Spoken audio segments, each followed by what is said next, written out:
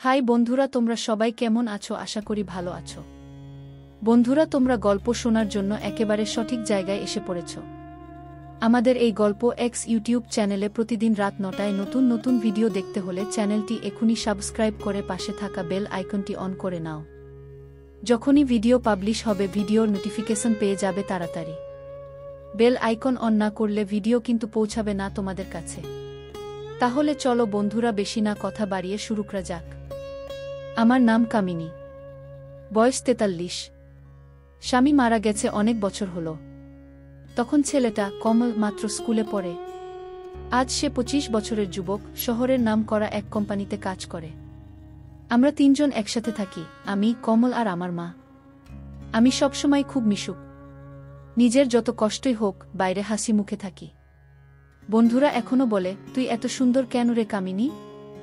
সময়ও যেন তোকে ছুতে ভয় পায়। শুনে হেসে দিই, কিন্তু ভিতরে ভিতরে একটা শূন্যতা আমাকে কুরে কুরে খায়। কমল আমার খুব কাছের মানুষ। বাবাহারা ছেলের সব ভালোবাসা, যত্ন, গল্প, অভিমান সব আমাকেই শুনতে হয়। কখনো কখনো মনে হয় ও শুধু ছেলে নয়, আমার শ্রেষ্ঠ বন্ধু। ওর কোনো কিছুই আমার অজানা নয়। একদিন সকালে বৃষ্টি নামল হঠাৎ। আমি বাজার থেকে ফিরছিলাম। শাড়িটা ভিজে গেছিল। মাঠের পাশে দিয়ে যখন হাঁটছি, দূর থেকে দেখি কমল ওর বন্ধুদের সঙ্গে দাঁড়িয়ে। চোখাচোখি হলো না, কিন্তু যেন হাওয়ায় কিছু একটা ভেসে এল। আমি ঘরে ফিরে আয়নার সামনে দাঁড়িয়ে নিজেকে দেখছিলাম। ভেজা শাড়ির ভেতরেও সময় যেন আমাকে খুব একটা বদলাতে পারেনি। কিন্তু মনের ভেতরে হালকা কষ্ট। এত বছর পরও কেউ আমার দিকে তেমনভাবে তাকায় না। রাতের দিকে রান্নাঘরের শব্দ শুনে আমি বেরিয়ে এলাম। দেখি কমল পানি খেতে এসেছে। ওর চোখে যেন ভাবনা জমে আছে। আমি জিজ্ঞেস করলাম, কি রে, কিছু হয়েছে? সে হেসে বলল, না মা, কেবল ঘুম আসছে না গি। ওর কণ্ঠে এমন এক ক্লান্তি ছিল যা মায়ের চোখ এড়ায় না। আমি ওর পাশে গিয়ে দাঁড়িয়ে বললাম, কমল, তুই অনেক বড় হয়েছিস, কিন্তু এখনো আমার ছোট্ট ছেলেটাই রয়ে গেছিস গু।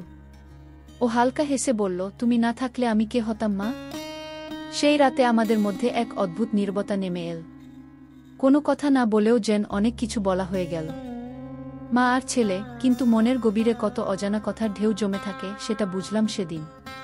পরের দিন অফিসে যাওয়ার আগে কমল আমার হাতে একটা ফুল দিল। বলল, তুমি হাসলে আমার দিনটা ভালো কাটে মা গি। আমি শুধু বলেছিলাম, তুই থাকলে আমি একা নই রে কি। সেদিন থেকে আমাদের সম্পর্কের ভেতরে এক নতুন উষ্ণতা জন্ম নিল। কোনো অপরাধ নয়, কোনো পাপ নয়, শুধু এক মায়ের আর এক ছেলের অবুঝ কিন্তু নির্মল সম্পর্ক, যা ভালোবাসার ভাষায় বোঝানো যায় না। রাতে মাকে বলেছিলাম, মা তুই জানিস, কমল এখনো ছোটবেলার মতোই আমায় আগলে রাখে গু। মা মুচকি হেসে বলেছিল, ভালোবাসা সবসময় সম্পর্কের নাম জানে না রে মেয়ে, কেবল অনুভবটুকুই সত্য। এমন কথার পর আমি জানলাম, আমাদের ঘরের প্রতিটি সন্ধ্যা, প্রতিটি হাসি, প্রতিটি চুপ করে থাকা মুহূর্ত আসলে ভালোবাসারই আরেকটা রূপ। সেদিনের পর থেকে কমল যেন একটু চুপচাপ হয়ে গেছে। আগের মতো হাসি খুশি ঠাট্টাবাজ কমলটা এখন আর আগের মতো গল্প করে না। অফিস থেকে ফিরে সোজা ওর ঘরে চলে যায়। আমি জিজ্ঞেস করলেও বলে, কিছু না মা, কাজের চাপ। কিন্তু আমি জানতাম কাজের চেয়ে ওর মনে অন্যরকম চাপ জমেছে। হয়তো সেই অদ্ভুত মুহূর্তটার পর ও নিজের ভেতরের কিছু প্রশ্নের সঙ্গে লড়ছে। একদিন সকালে আমি চা খেতে খেতে বললাম, কমল, তুই এমন চুপচাপ কেন রে? আমি কিছু ভুল বলেছি? সে হালকা হেসে বলল, না মা, তুমি কিছু না, আমি একটু সময় চাই। ওর চোখের দৃষ্টি তখন জানালার বাইরে, দূরের মেঘের দিকে। আমি বুঝলাম ও আমাকে এড়িয়ে চলার চেষ্টা করছে, কিন্তু কারণটা নিজেই জানে না। সেদিন রাতে আমি ঘুমোতে পারছিলাম না। রান্নাঘর থেকে মৃদু আলো আসছিল। আমি নিঃশব্দে গিয়ে দেখি কমল বসে আছে একা, গরম দুধের গ্লাসে ঠোঁট ছুঁয়ে আবার নামিয়ে রাখছে। আমি পাশে বসে বললাম, কি রে, আবার ঘুম আসছে না? ও চুপ করে থাকল। আমি বললাম, আমরা কি আগের মতো নেই নাকি? সে মাথা নিচু করে বলল, না মা, আমি ভয় পাই যদি কেউ ভুল বোঝে। ওর কণ্ঠে একটা কষ্ট, একটা অপরাধবোধের ছায়া। আমি ধীরে বললাম, কেউ যদি বোঝেও তাতে কি যায় আসে রে? আমাদের সম্পর্কটা তো নির্মল। কোমল চোখ তুলে তাকাল। ওর চোখে জল জমে উঠল। বলল, তুমি না থাকলে আমি ভেঙে যাব মা গি। আমি ওর মাথায় হাত রাখলাম, চুলে আঙুল চালিয়ে বললাম, আমি তো আছি রে সবসময়। সেই রাতে কোনো কথা হয়নি আর। শুধু জানালার বাইরে বৃষ্টি পড়ছিল টুকটাক। সকালে ঘুম ভাঙতেই দেখি টেবিলের উপর একটা ছোট্ট চিরকুট। মা, কিছুদিন অফিসের কাজে বাইরে যাচ্ছি, তুমিও একটু নিজের যত্ন নিও। চিরকুটটা পরেই আমার বুকটা ভারী হয়ে গেল। এত বছর একসাথে থাকার পর হঠাৎ এই নীরব বিদায় যেন বুকের ভেতর একটা শূন্যতা তৈরি করে দিল। দিন কেটে যায়, রাত আসে। আমি একা বসে ভাবি, এই দূরত্বটা হয়তো প্রয়োজন ছিল, যাতে আমরা দুজনেই নিজেদের মনের জায়গাটা বুঝতে পারি। কিন্তু মায়ের মন যে যুক্তি মানে না। কমল ফোনে মাঝে মাঝে কথা বলে, মা তুমি ঠিক আছো তো? আমি হেসে বলি, হ্যাঁ রে, আমি ভালো আছি, তুই নিজের খেয়াল রাখিস। কিন্তু কল কেটে যাওয়ার পর জানালার পাশে বসে থাকি অনেকক্ষণ। মনে হয় ওর কণ্ঠের ভেতরেই আমার পৃথিবী। এভাবেই কেটে গেল 15টা দিন। একদিন দুপুরে হঠাৎ কলিং বেল বাজল। দরজা খুলে দেখি কমল দাঁড়িয়ে, মুখে ক্লান্তি, চোখে হাসি, হাতে একটা লাল গোলাপ। আমি অবাক হয়ে বললাম, এই সময়? তোকে তো বলেছিলে 1 মাসের কাজ। ও হাসল, আর পারছিলাম না মা, তোমাকে ছাড়া অফিস, শহর, জীবন কিছুই ভালো লাগছিল না। আমি কিছু বললাম না, কেবল ওর দিকে তাকিয়ে রইলাম। মনে হলো এই দূরত্বটাই আমাদের ভালোবাসাকে আরও গভীর করে দিয়েছে। ও ধীরে ধীরে বলল, মা আমি ফিরে এসেছি, আর দূরে যেতে চাই না। আমি মাথা নিচু করে হেসে বললাম, ফিরে আয় রে কমল, ঘরটা তোর জন্যই তো সাজানো গো। জানালার বাইরে তখন সূর্য ডুবছে। আলো আর অন্ধকারের মাঝে দাঁড়িয়ে মনে হচ্ছিল হয়তো সম্পর্কের আসল নামটাই এই দূরত্বে জন্ম নেওয়া ভালোবাসা।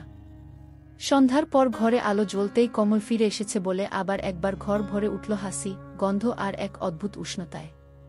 এতদিন পর ওকে দেখে বুকের ভেতর কেমন যেন ঢেউ খেলে গেল। আমি চেষ্টা করলাম লুকোতে, কিন্তু মায়ের চোখের ভিতর যে সব কিছু ধরা পড়ে। ওর গলা শুনে মা ঘর থেকে বেরিয়ে এলেন। বললেন, ওরে কমল তুই এলি? এতদিন পরে দেখা, তোর মুখটা কেমন শুকিয়ে গেছে রে। কমল হেসে বলল, এই তো ঠাকুমা, অফিসের চাপেই এমন গু। আমি পাশে দাঁড়িয়ে চুপ করে দেখছিলাম কেমন সহজভাবে ও আবার এই ঘরের বাতাসে মিশে যাচ্ছে। তারপর রান্নাঘরে গিয়ে বললাম, তোকে তোর পছন্দের খিচুড়ি আর মাছ ভাজা করে দিই। ও হাসল, তুমি যা দাও তাই আমার পছন্দ গু। খাওয়ার সময় দেখলাম কমল বারবার আমার মুখের দিকে তাকাচ্ছে। আমি গা করলাম না, কিন্তু ভেতরে এক অচেনা স্রোত বয়ে চলছিল। সেই স্রোতের নামটা আমি জানি না, হয়তো মমতা, হয়তো অন্য কিছু। রাতে আমি জানালার পাশে বসেছিলাম। বাইরে ঠান্ডা হাওয়া বইছে। মা তখন ঘুমিয়ে পড়েছেন। এমন সময় পেছন থেকে কমলের কণ্ঠ এল, মা ঘুমাওনি? আমি চমকে ফিরে তাকালাম। না রে, হাওয়া লাগছে ভালো। ও এগিয়ে এসে পাশে বসল। বলল, তুমি জানো মা, বাইরে থাকাকালীন একদিন অফিসে এক সহকর্মী বলছিল তোর মায়ের কথা বললে তোকে আলাদা আলোয় দেখি। আমি তখন বুঝেছিলাম তুমি আমার জীবনের আলো। আমি চুপ করে রইলাম। এমন কথা আগে কখনো ও বলেনি। তারপর হঠাৎ কমল আমার হাতটা ধরল, খুব আলতো করে, যেন ভয় পাচ্ছে আমি হাত সরিয়ে নেব। কিন্তু জানি না কেন আমি সরালাম না। ও বলল, তুমি কি আমার উপর রাগ করেছ মা? রাগ? কেন রে? আমি চলে গিয়েছিলাম বলে গি। আমি হাসলাম, না রে, কখনো না।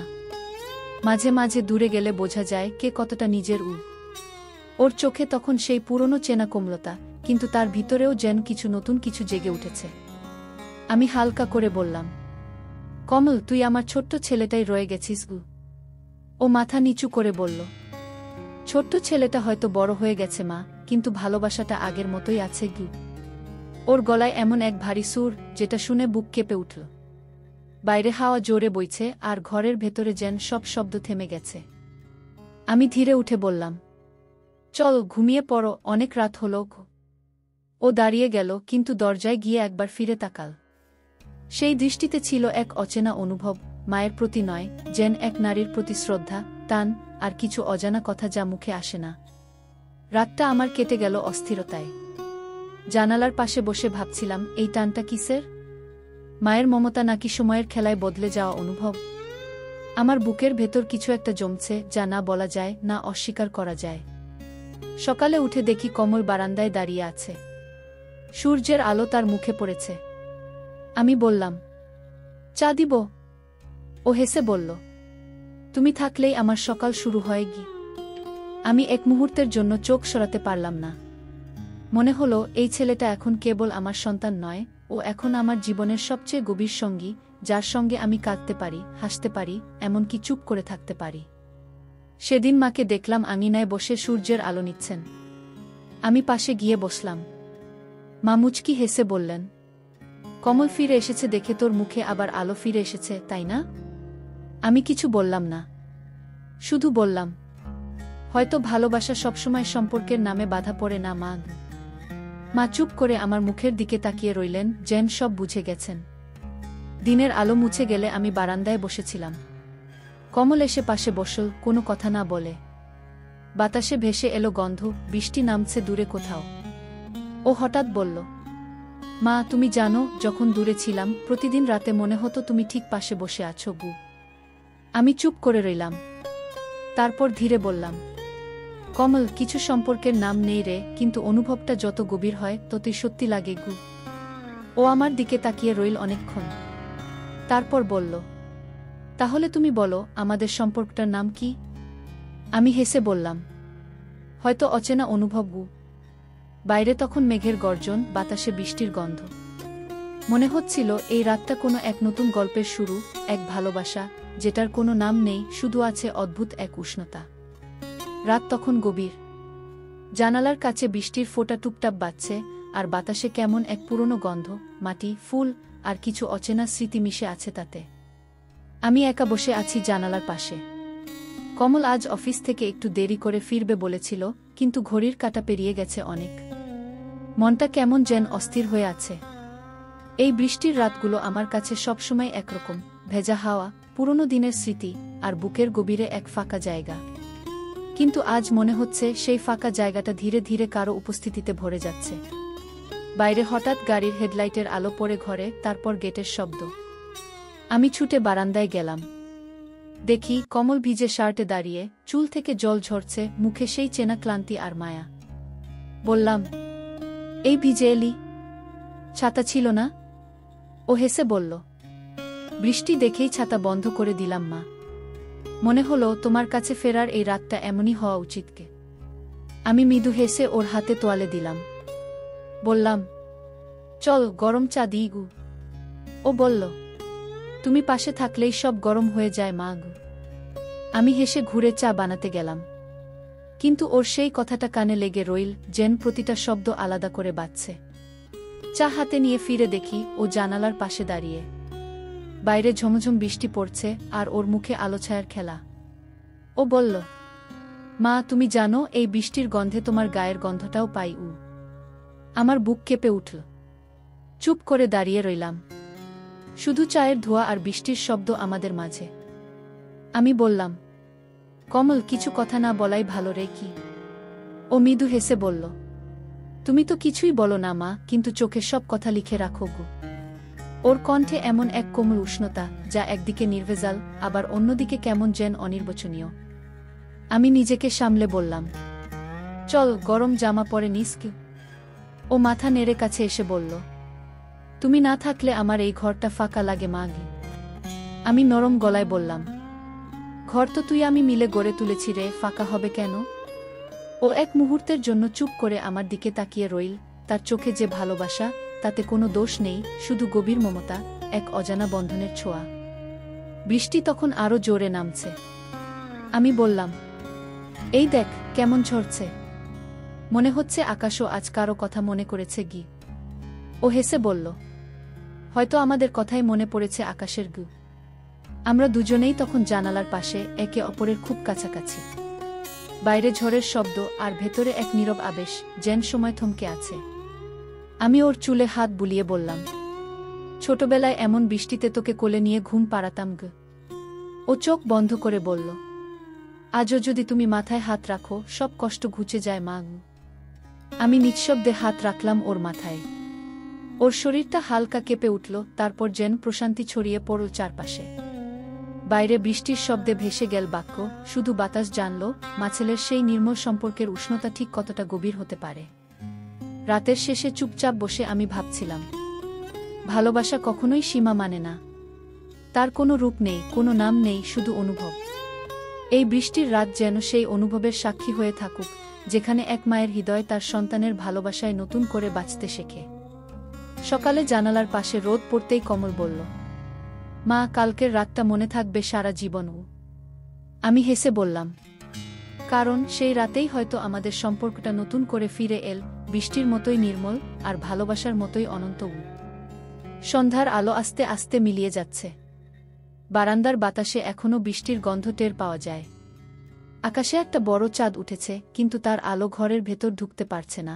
মনে হচ্ছে আজকের রাতটা যেন বিশেষ কিছু বলতে চায়, অথচ মুখে আসছে না শব্দগুলো। কমল সারাদিন চুপচাপ ছিল। অফিসে যাওয়া হয়নি ওর। মা, ঠাকুমা আজ গ্রামের বাড়ি গেছেন এক আত্মীয়র বিয়েতে। ঘরে কেবল আমরা দুজন। আমি রান্নাঘরে কাজ করছিলাম, কিন্তু মনটা কেমন যেন আনমনা। মাঝে মাঝে মনে হয় এই নীরবতা যেন কোনো নতুন গল্পের শুরু নয়, বরং এক পুরনো অনুভবের শেষ অধ্যায়। রাত বাড়তে থাকে। হঠাৎ দেখি কমল জানালার পাশে দাঁড়িয়ে আছে, চোখে স্থির দৃষ্টি, মুখে ক্লান্ত হাসি। আমি এগিয়ে গিয়ে বললাম, কি রে, এমন চুপচাপ কেন? ও ধীরে ঘুরে আমার দিকে তাকিয়ে বলল, মা, আজ রাতটা কেমন যেন অন্যরকম লাগছে। মনে হচ্ছে কিছু একটা বদলে যাবে। আমি হেসে বললাম, বদল তো জীবনেরই অংশ রে। কিন্তু কিছু জিনিস আছে যেগুলো বদলায় না, যেমন ভালোবাসা। ও মৃদু হেসে এগিয়ে এসে বলল, তুমি জানো মা, আমার সবচেয়ে প্রিয় জায়গাটা তোমার এই বারান্দা। এখানেই তোমার কণ্ঠ শুনে আমি বড় হয়েছি, এখানেই তোমার মুখের হাসি দেখে স্বপ্ন দেখেছি। আমি চুপ করে শুনছিলাম। ওর কণ্ঠে এমন এক গভীর শান্তি, যেন বছরের পর বছর ধরে জমে থাকা ভালোবাসা আজ ভাষা খুঁজে পেয়েছে। ও বলল, তুমি কি কখনো একা লাগো মা? আমি একটু থেমে বললাম, একা তো সবাই কখনো না কখনো লাগে রে, কিন্তু তুই থাকলে আমার একাকিত্বও সঙ্গ পায়। কমল তখন এক পা এগিয়ে এলো, চোখে মায়া, গলায় উষ্ণতা। বলল, আমি তোকে ছাড়া বাঁচতে পারবো না মা। আমি ধীরে বললাম, তুই তো আমার প্রাণ কমল, আমি আছি তোর ভেতরেই। হঠাৎ বাইরে বাজ পড়ল, জানালা কেঁপে উঠল। আমি চমকে ওর হাত ধরলাম। ওর হাত গরম, মজবুত। আমাদের চোখে চোখ পড়ল। সময়টা যেন থেমে গেল। নীরবতার ভেতর শুধু শোনা যাচ্ছিল দুজনের শ্বাসের শব্দ, একটা মায়ের আর একটা সন্তানের, কিন্তু তাতে মিশে ছিল অজানা ভালোবাসার সুর। আমি আস্তে বললাম, চল ঘুমোতে যাই, রাত অনেক হলো। ও মাথা নেড়ে বলল, তুমি আগে যাও, আমি একটু বাইরে দাঁড়াই। আমি ঘরে ফিরে আলো নিভিয়ে দিলাম। কিন্তু জানালার ফাঁক দিয়ে দেখছিলাম কমল আকাশের দিকে তাকিয়ে দাঁড়িয়ে আছে, বৃষ্টির শেষ ফোঁটাগুলো ওর মুখে পড়ছে। হয়তো ও কিছু ভাবছে, হয়তো নিজের ভেতরের কোনো প্রশ্নের উত্তর খুঁজছে। কিছুক্ষণ পর দরজায় টোকা। আমি বললাম, এসো কমল। ও ঢুকে এসে বলল, তুমি না থাকলে এই ঘরটা অচেনা লাগে মা। আমি বললাম, তুই আছিস তো, এই ঘরটাই আমার পৃথিবী। ও হেসে আমার পাশে বসল। নিঃশব্দে বসে রইলাম আমরা। বাইরে চাঁদ উঠেছে মেঘের ফাঁক দিয়ে, আর ঘরে নেমে এসেছে এক অদ্ভুত শান্তি। আমি বললাম, কমল, প্রতিটি সম্পর্কের একটা সীমা থাকে, কিন্তু অনুভবের কোনো সীমা নেই। যা কিছু আমরা আজ পর্যন্ত ভাগ করে নিয়েছি সেটা কখনো মুছে যাবে না, বুঝলি? ও মাথা নেড়ে বলল, বুঝেছি মা। আমাদের সম্পর্কটা পৃথিবীর সব নামের বাইরে। তারপর ও আমার হাত ধরে ধীরে বলল, তুমি আমার জীবনের আলো মা। যদি একদিন আমি দূরে যাই, এই আলোটা যেন নিভে না যায়। আমি মৃদু হেসে বললাম, তুই যেখানে থাকিস আমি তোকে ঘিরেই আছি রে। কি? সেই রাতের পর ঘর জুড়ে নেমে এলো এক অদ্ভুত নীরবতা, না দুঃখের না সুখের, শুধু শান্ত ভালোবাসার। বাইরে চাঁদের আলো জানালার কাছে পড়ছে, আর আমি জানি আজকের রাতটাই হয়তো সেই শেষ রাত, যেখানে কথা নেই, কেবল অনুভব আছে। পরের দিন সকালে সূর্যের আলোয় জানালা ভরে গেল। কমল তখন বারান্দায় দাঁড়িয়ে, মুখে হালকা হাসি। আমি পিছন থেকে ডাক দিলাম, চা দিব? ও ফিরে তাকিয়ে বলল, তোমার হাসিই আমার সকাল মা। আমি হেসে বললাম, তুই থাকলেই আমার জীবন পূর্ণ। জানালার বাইরে তখন নতুন দিন উঠছে, কিন্তু ঘরের ভেতর এখনো ভাসছে আগের রাতের সেই নীরবতার গন্ধ। এক ভালোবাসা যেটার কোনো নাম নেই, কিন্তু যেটা আজও নিঃশব্দে বলে যায়, মা তুমি আমার আলো গু। যদি এই গল্পটি আপনাকে স্পর্শ করে থাকে, তাহলে পরবর্তী ঘটনা শোনার জন্য অপেক্ষা করুন গু। আর বন্ধুরা, আমাদের এই ইউটিউব চ্যানেলে ভালো ভালো গল্প শুনতে হলে প্লিজ এখনই সাবস্ক্রাইব করুন এবং পরবর্তী পর্ব মিস করবেন না গে।